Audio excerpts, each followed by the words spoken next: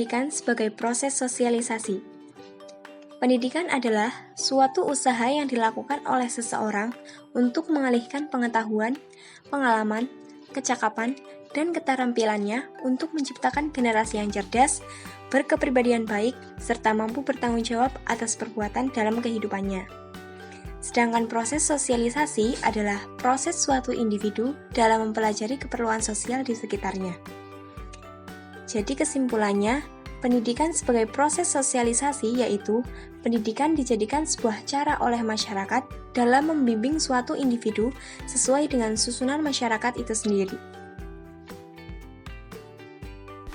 Tahapan sosialisasi pendidikan.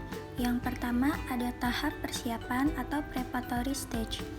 Anak-anak menyiapkan dirinya untuk lebih mengenal dunia sosialnya, termasuk untuk mendapatkan pemahaman tentang dirinya sendiri. Yang kedua, tahap meniru atau play stage.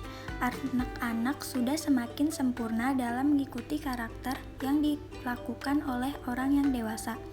Yang ketiga, tahap siap bertindak atau game stage. Peniruan yang dilakukan oleh anak-anak sudah mulai pudar, lalu digantikan oleh peran langsung yang dimainkan oleh anak itu sendiri dengan penuh kesadaran.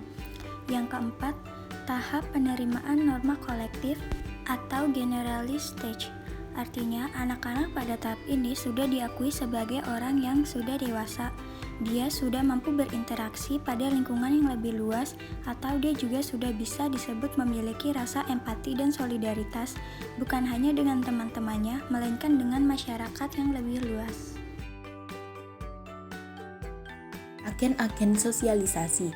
Sosialisasi merupakan suatu proses sosial yang tidak bisa dilakukan sendiri. Dalam proses sosialisasi pastinya ada agen yang berperan aktif dalam penerapannya. Agen tersebut antara lain 1. Keluarga, 2. Sekolah, 3. Kelompok teman sebaya, 4. Media massa, 5. Agama, 6. Lingkungan tempat tinggal. 1. Keluarga. Keluarga merupakan agen sosialisasi yang mengajarkan tentang aspek emosional, nilai-nilai, moral, etika, serta sikap. Keluarga memiliki peran pertama dalam pembentukan karakter anak. 2. Sekolah. Seorang anak akan belajar kemandirian secara lebih intensif di sekolah.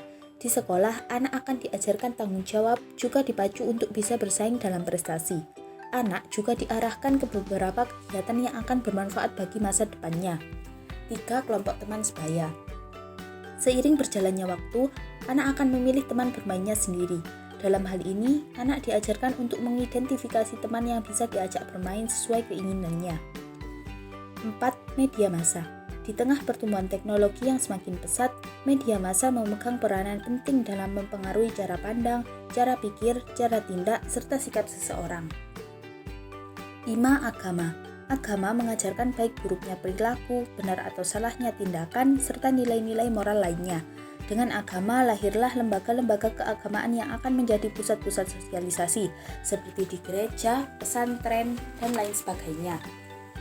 6. Lingkungan tempat tinggal. Lingkungan tempat tinggal merupakan agen sosialisasi yang berperan dalam hubungan antar masyarakat. Pada lingkungan kompleks perumahan, hubungan yang terjadi antar masyarakat memang kurang intensif, namun bisa menjadi proteksi agar anggota keluarga tidak terpengaruhi secara negatif. Berbanding terbalik dengan hubungan antar masyarakat perkampungan. Masyarakat perkampungan umumnya memiliki hubungan yang lebih intensif, tapi tak jarang hubungan ini akan menyebabkan berbagai pengaruh negatif.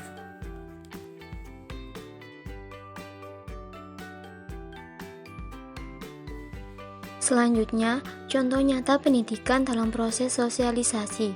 Pendidikan yang melibatkan banyak interaksi sosial antara satu individu dengan individu lain.